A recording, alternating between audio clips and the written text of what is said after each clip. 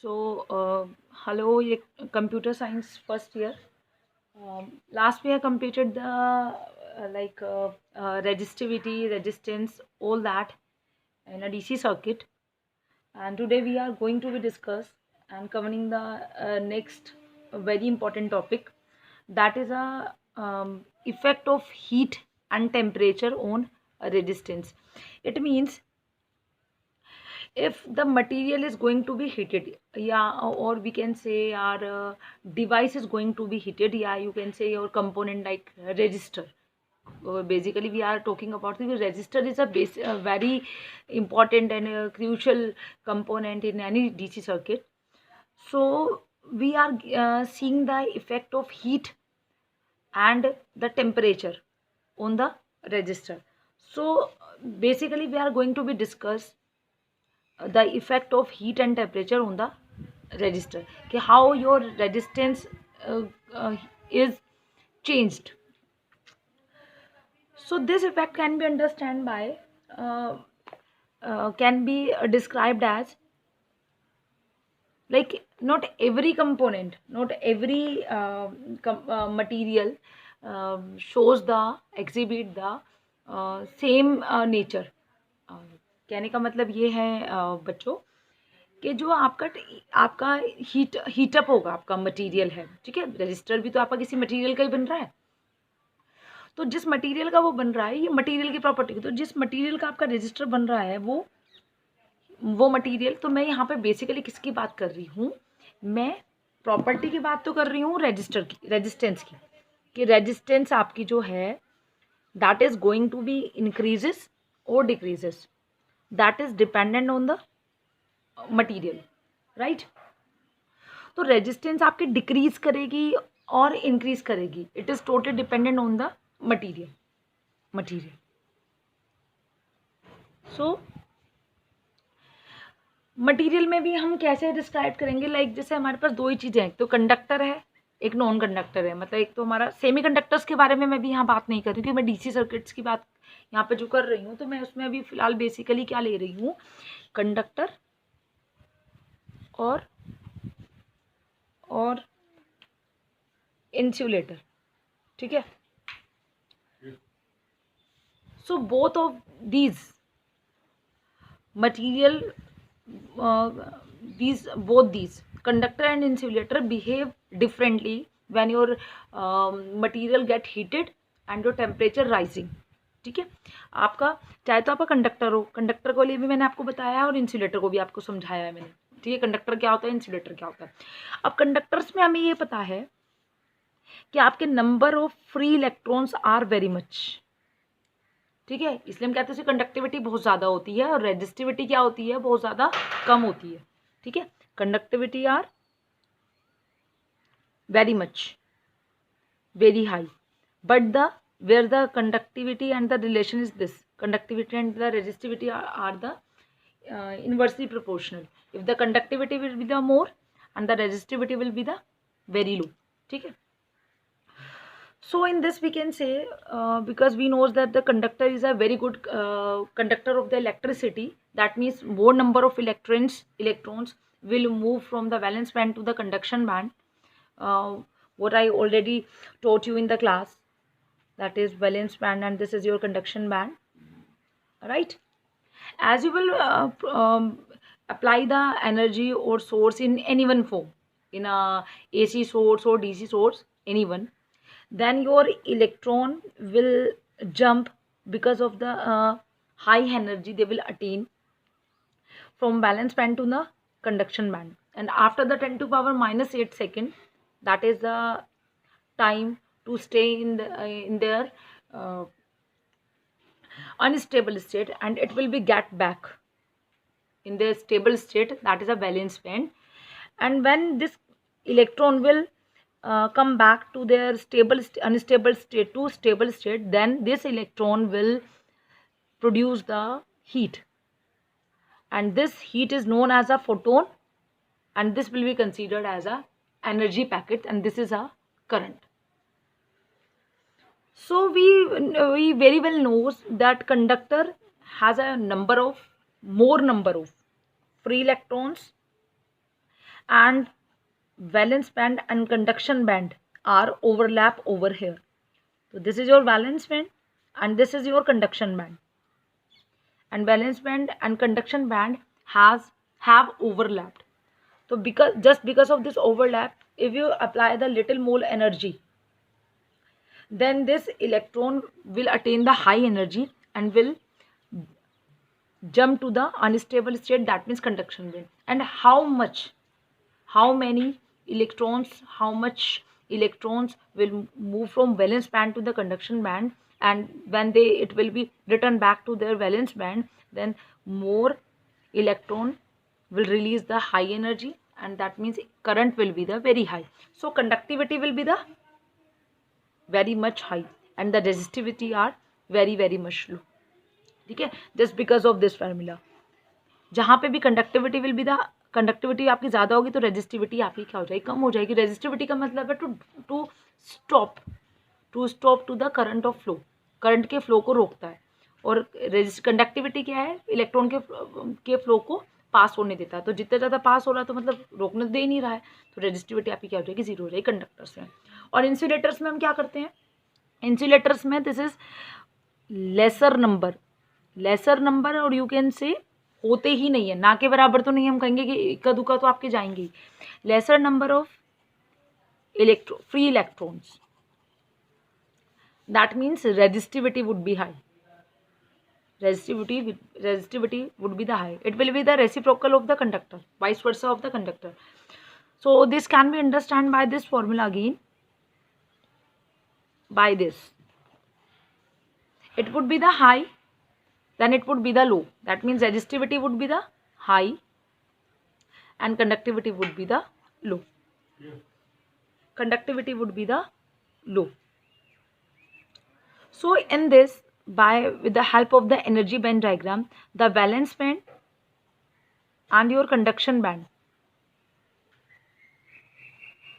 have a very much gap, and this energy gap you knows very well. I told you many times in a class, this is your forbidden energy gap. That means if you will apply any energy source, you will connect this any material, so the electrons will attain the energy, but this energy would not be sufficient to jump from valence band to the conduction band. And when no one electron will jump from valence band to the conduction band, that means in the same scenario no one electron will go back from conduction band to the valence band. That means there is no movement of the free electron, no movement of free electron. And when there is no movement of free electron, then it means there is no current. There is no current. That's why we always said this, the insulator is a bad conductor of electricity. Bad conductor of electricity.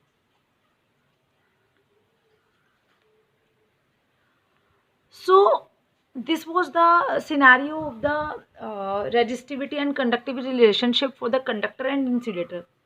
Now what is the next, what is our main topic, that is the effect of heat and temperature on resistance. So we are talking about the heat और temperature का effect हम बता रहे हैं किसमें, resistance पे.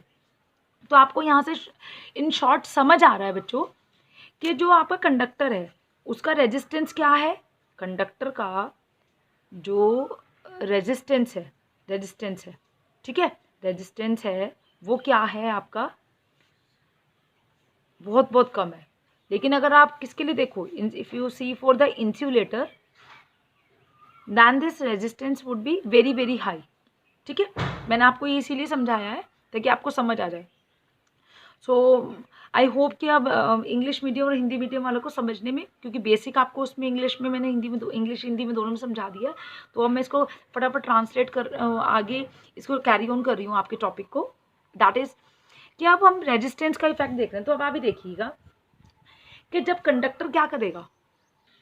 हाँ जी बच्चों, तो कंडक्टर जो हम रेजिस्टेंस के लिए बता रहे हैं, तो हम ये बता रहे हैं कि आपका अब ये तो जनरल फिनोमिना है आपका कि कंडक्टर की रेजिस्टेंस ऐसे होती है, इंसुलेटर ऐसी होती है, तो हमें पता लग गया इंसुलेटिंग मटेरियल की ऐसी होती है, कंडक्टिंग मटेरियल की ऐसी होती है, मतलब कंडक्टर का ऐसा बिहेवियर होता है, इंसुलेटर का जनरल बिहेवियर ही होता है। लेकिन अगर वहाँ पे हीटअप हो जाए, वो मतलब एनर्जी बढ़ जाए, हीट बढ़ेगी, हीटअप होगा मटीरियल, ठीक है, हीट होगी, हीट इंक्रीज होगी, इंक्रीज्ड हीट का मतलब यहाँ पे क्या हो गया, आपका टेम्परेचर, डिवाइस का जो टेम्परेचर है वो इंक्रीज हो जाएगा, ठीक है। तो मैं क्या कहती हूँ, हीट अगर आपकी इंक्रीज हो रही है तो आपका टेम्परेचर इंक्रीज हो जाएगा। तो मुझे उस केस में बताना है कि रेजिस्टेंस कैसे बिहेव करेगा, रेजिस्टेंस कैसे इफेक्ट होगी कंडक्टर इंसुलेटर की। तो ये बिल्कुल उल्टा हो जाएगा।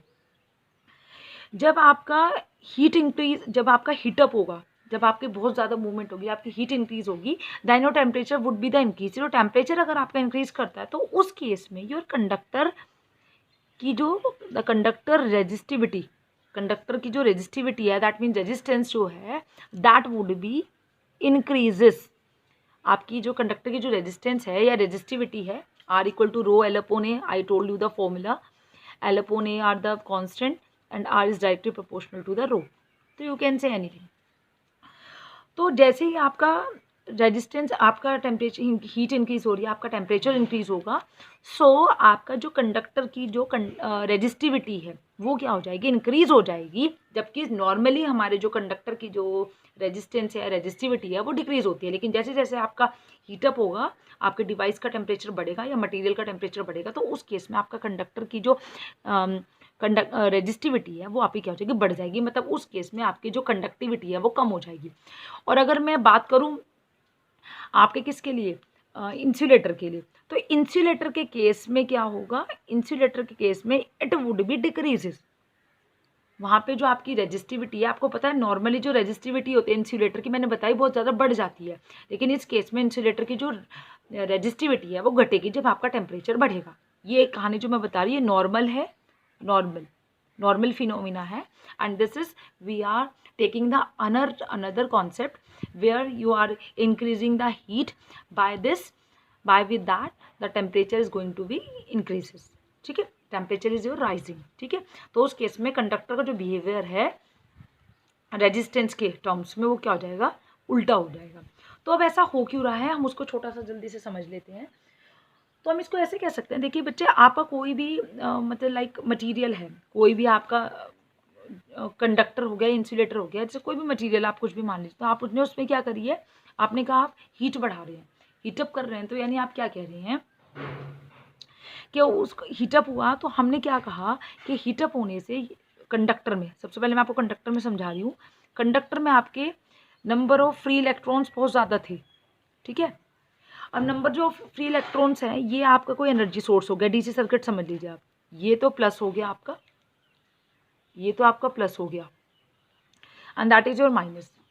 तो यहाँ से तो प्लस पे तो आपके फुल ऑफ प्लस जो है वो किसकी सप्लाई करेगा, होल्स की, और नेगेटिव वाला किसकी सप्लाई करेगा, इलेक्ट्रॉन्स की, क्योंकि इलेक्ट्रॉन्स पे नेगेटिव चार्ज होता है, और होल्स पे उतना ही क्या होता है आपका अपोजिट में, as much the charge of the electron, similarly the holes having the charge. तो इलेक्ट्रॉन का what is the charge, that is 1.6 into 10 की power minus 19 coulomb, and holes have a charge of like plus 1.6 into 10 की power minus 19 Coulomb's, ठीक है। ये मैंने आपको समझाया था, Q is equals to NE, ये मैंने अभी समझाया। तो I am talking about this electron charge, ठीक है। तो जो जैसे आपके कंडक्टर है, वी नो दैट कि इसमें बहुत सारे नंबर ऑफ फ्री इलेक्ट्रॉन्स हैं, और जो फ्री इलेक्ट्रॉन आपके वो इलेक्ट्रॉन्स हैं, those are not tightly bound with your nucleus.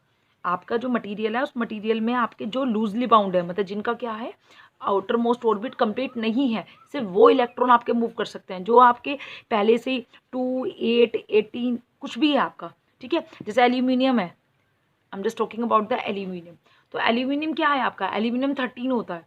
तो अगर इसका मैं कन्फिग्रेशन देखूँ, ऑर्बिटल स्ट्रक्चर देखें हमने 2, 8, 3, तो 2 वाला भी कंप्लीट है, 8 वाला भी, दिस इज जो कंप्लीट। तो लास्ट कौन सा बचा आपका, 3 वाला, तो that is the free electron. This 3 are the because in the outermost orbits are not complete, क्योंकि आपको पता है कि आपका अपना भी कोई सा भी आउटर मोस्ट को शैल को कंप्लीट करने के लिए उसमें जो इलेक्ट्रॉन्स होने चाहिए, that is the number would be 2, 8, 18, 2, 8, 18, 32, this type of. तो जो 3 है उसका आउटर मोस्ट ऑर्बिट कंप्लीट नहीं है, तो इसलिए वही क्या कर सकता है, जैसे ही आप बाहर से कोई एनर्जी दोगे तो ये 3 जो इलेक्ट्रॉन है, फ्री इलेक्ट्रॉन, ये फ्री इलेक्ट्रॉन आपके मूव करने लग जाएंगे।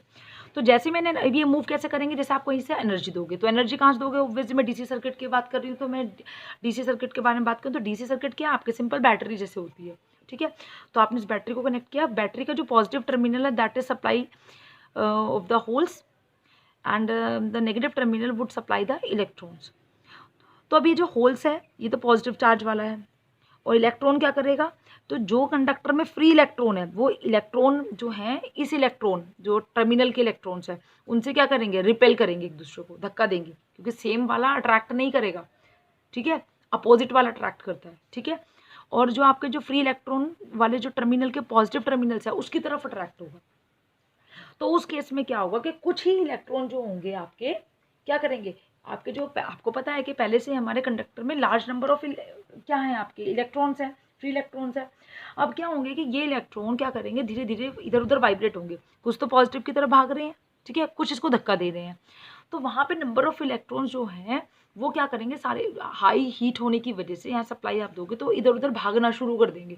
तो जैसे वो इधर उधर भागेगा, कहीं पे भगदड़ मच जाती है, तो आपको पता है कि अगर बोला जाए कि कोई आयोजन हो रहा है, कोई समारोह हो रहा है, ठीक है, और वो होने पे और अचानक से बोल दे कि यहाँ पे बॉम्ब लगा हुआ है, तो लोग क्या करेंगे, इधर उधर भागने लग जाएंगे। तो भागने लगेंगे तो क्या हो जाएगा, धक्का मुक्की होगी, सारा वहाँ पे क्या हो जाएगा, डिसबैलेंस हो जाएगा, ठीक है, मिसमैनेज हो जाएगा, तो कोई गिरेगा, किसी को चोट लगेगी, ठीक है। तो उस सिचुएशन को कंप्लीट, मतलब लोगों को चलने के लिए फ्री पाथ नहीं मिलेगा, ठीक है। तो मैं इसको ऐसे, ठीक है, फ्री पाथ नहीं मिलेगा। जैसे मैं कहूँ एक जगह बहुत ट्रैफिक है और आपको जल्दी है, तो आपको वहाँ पे जाने का क्लियर रास्ता नहीं मिल रहा है, तो कोई किसी से टकराएगा, कोई किसी से टकराएगा, तो आपको वहाँ टाइम वेस्ट हो रहा है, ठीक है, एनर्जी वेस्ट हो रही है, आपका पेट्रोल वेस्ट हो रहा है। तो same is happen in the case of the this conductor when your temperature और हीट वुड बी राइज। तो जैसे ही क्या होगा कि आपने यहाँ सप्लाई दी, तो होल्स अपनी तरफ अट्रैक्ट करेंगे और इलेक्ट्रॉन को क्या करेंगे, रिपेल करेंगे, धक्का देंगे। तो ये क्या करेंगे, इस वजह से इलेक्ट्रॉन का जो मूवमेंट है वो क्या हो जाएगा, डिस्टर्ब हो जाएगा, और डिस्टर्ब होने की वजह से कुछ एक इलेक्ट्रॉन दूसरे इलेक्ट्रॉन को क्या करेंगे, टकराएंगे, और जैसे वो टकराएंगे तो क्या करेंगे उनको, क्योंकि उनको क्लियर रास्ता नहीं मिल रहा है घूमने के लिए उस कंडक्टर से, ठीक है, तो वहाँ से क्लियर पाथ नहीं मिल रहा है, तो वो इलेक्ट्रॉन क्या करेंगे, एक दूसरे से क्या करेंगे, कॉलिजन होगा फ्री इलेक्ट्रॉन्स के बीच में, और वहाँ पे जो इलेक्ट्रॉन्स की जो एनर्जी है वो क्या जाएगी, कुछ कम टाइम के लिए कम हो जाएगी। तो हर एक कॉलिजन से क्या होगा, आपकी जो एनर्जी है, अब क्या होगा, इलेक्ट्रॉन तो मूव कर रहा था लेकिन दूसरा इलेक्ट्रॉन से टकरा गया, तो उसने उसको क्या कर दिया, रोक दिया, और जब रोक दिया तो क्या कर दिया, ड्रॉप कर दिया। और वही तो क्या किसका काम होता है, रेजिस्टेंस का भी तो वही काम होता है।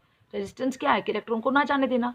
जब इलेक्ट्रॉन नहीं मूव कर रहा है तो मतलब इलेक्ट्रॉन मूव नहीं करेगा, तो मतलब क्या है, करंट नहीं फ्लो करेगी, करंट नहीं फ्लो कर रही है मतलब वो हमारा रेजिस्टेंस है, ठीक है। तो ये क्या हो जाएगा कि कोलिजन की वजह से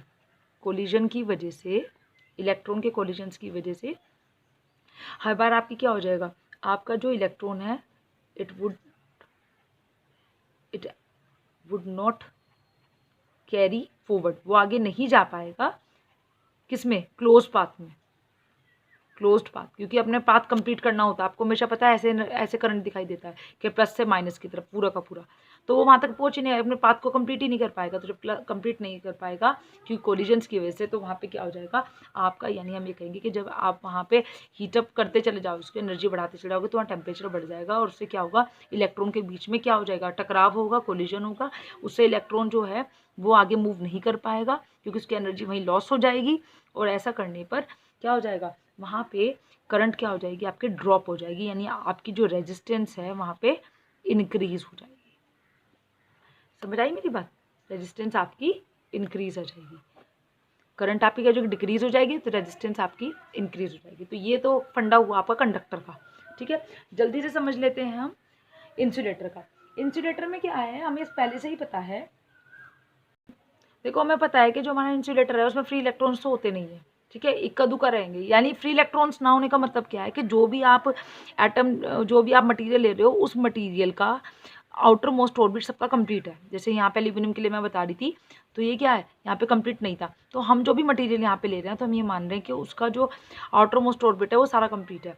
तो अब जैसे ही आप उसके अंदर क्या करोगे, सप्लाई जोड़ोगे, तो ये अपने न्यूक्लियस से बहुत ही टाइटली जुड़ा हुआ है, ठीक है, बहुत टाइटली बाउंड है, ठीक है। ये नहीं थे, इसमें जो कंप्लीट नहीं था वो टाइटली कॉन्टेक्ट, यानी इसके सारे ऑर्बिट्स कंप्लीट है, तो अपने न्यूक्लियस से बहुत मजबूती से बंधे हुए हैं। लेकिन आप जैसे ही एनर्जी दोगे, बढ़ाओगे बढ़ाओगे बढ़ाते चले गए, उस केस में क्या होगा कि ज़्यादा एनर्जी की वजह से इक्का दुक्का कुछ इलेक्ट्रॉन अपने किससे और जो आपका न्यूक्लियस है वहाँ से क्या हो जाएंगे, वहाँ से आपका जो बॉन्ड है वो ब्रेक हो जाएगा। बॉन्ड के ब्रेक होने के बाद में वो जो इलेक्ट्रॉन है ज़्यादा एनर्जी आने की वजह से अपने न्यूक्लियस से क्या हो जाएंगे, दूर हो जाएंगे। और फिर वो जो इलेक्ट्रॉन क्या हो जाएंगे, मतलब इन्होंने अपना बॉन्ड ब्रेक कर दिया, बॉन्ड ब्रेक कर दिया तो मतलब क्या हो गया कि वो इलेक्ट्रॉन अब क्या बन जाएंगे, वो एटम्स जो है वो क्या हो जाएंगे, फ्री इलेक्ट्रॉन की तरह काम करेंगे। अब ये सारे ऐसा नहीं है कि पूरा का पूरा बॉन्ड ब्रेक हो जाएगा इक्का दुक्का, ठीक है। तो यहाँ पे क्या हुआ, नॉर्मली तो इंसुलेटर में क्या है, हमारी रेजिस्टिविटी क्या होती है, बहुत हाई होती है, कंडक्टिविटी 0 होती है, जैसे मैंने अभी आपको ऊपर बताया। लेकिन अब क्या हुआ, इंसुलेटर में करंट फ्लो होने लग गई, मतलब वहाँ रेजिस्टेंस क्या हो गई, डिक्रीज हो गई, ठीक है। तो ये ऐसा हीट के होने पर होता है, ठीक है, हीट बढ़ने पे ये आपका क्या आता है, ये प्रोसेस आपका आता है पिक्चर में, ठीक है। तो ये आपका एक टॉपिक हो गया complete. So thank you very much, ठीक है। Hope this session would be very useful for you and you will very well understood the effect of heat and temperature on resistance. So basically मैं computers वालों को इसीलिए समझा रही हूँ क्योंकि उनका कोर सब्जेक्ट नहीं है। अगर मैं थोड़ा सा भी 5-7 मिनट का 2-4 टॉपिक समझा, 2-4 लाइन्स बोलती तो इलेक्ट्रॉनिक्स वाले उसको एकदम समझ जाते। लेकिन कंप्यूटर्स का ये है कि आप लोगों का कोर सब्जेक्ट नहीं है, तो इसलिए मुझे आपको थोड़ा डिटेल में उन चीज़ों को समझाना पड़ता है, ठीक है। थैंक यू बच्चों।